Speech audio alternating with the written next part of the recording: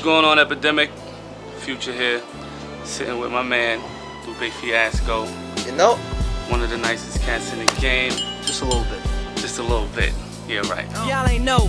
I go by the name of Lupe Fiasco. My hip-hop story and your hip-hop story are real similar. We got introduced to one particular song or one particular group by our father, NWA. Yeah. I took it one way, you went the other way with it. Yeah. Like when I first got introduced, I was like 8. I was like, I can't rock with this. So your pop was rocking with NWA. Yeah, because he was a rebel though. Like he played it in the car going through like the financial district in Chicago to make people mad. To make like the suits mad. That's bananas. Yeah. It was weird.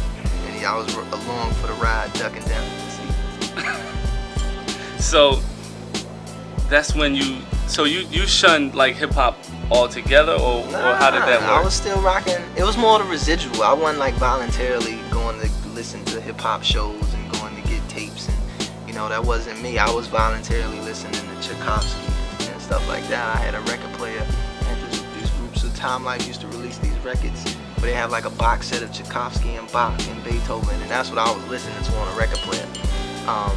Hip hop was just more like if I seen it on the radio, if I heard it on the radio or seen a video or something like that, I was like, okay.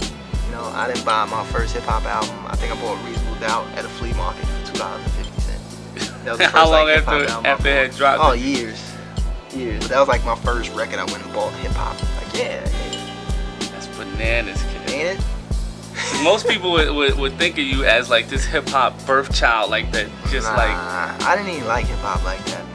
I used to like MC Hammer and Vanilla Ice and just the pop stuff. You know what I'm saying? Like you watch Teenage Mutant Ninja Turtles Part 2 and you had Ninja Rap with Vanilla Ice.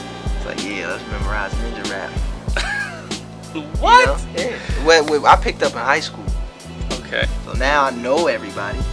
But it's still weird because people relate me to like, yo, Far Side of Here keep pushing it, like Far Side or Tribe Called Quest. Like I don't know one of their songs.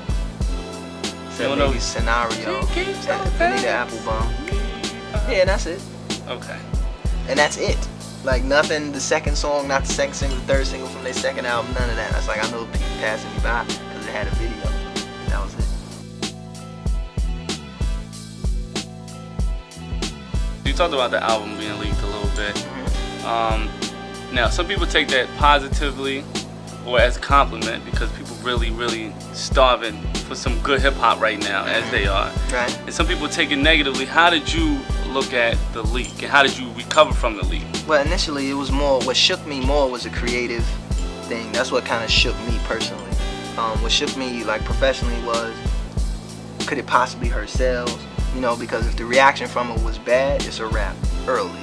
There's no way to recover. There's no way to rush and put the album out because the album cover wasn't even shot. You know what I'm saying?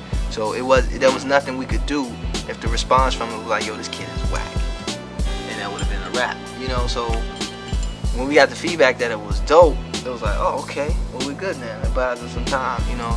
And it was, even though it was 15 songs, out of that 15 songs, it was only like 6 songs that was going to make the album. And the day the album leaked, I was in the studio with Jill Scott.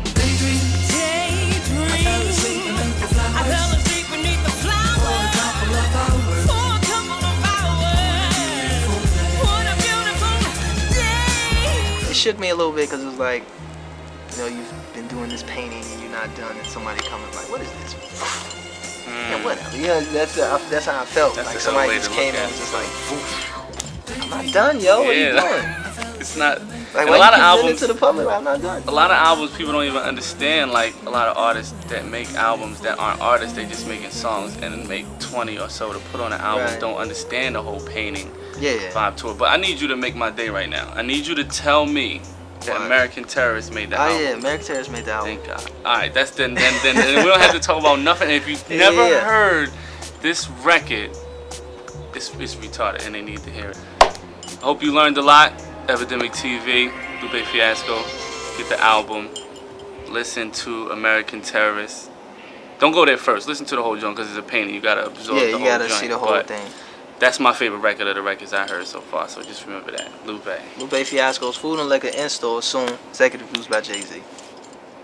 Peace.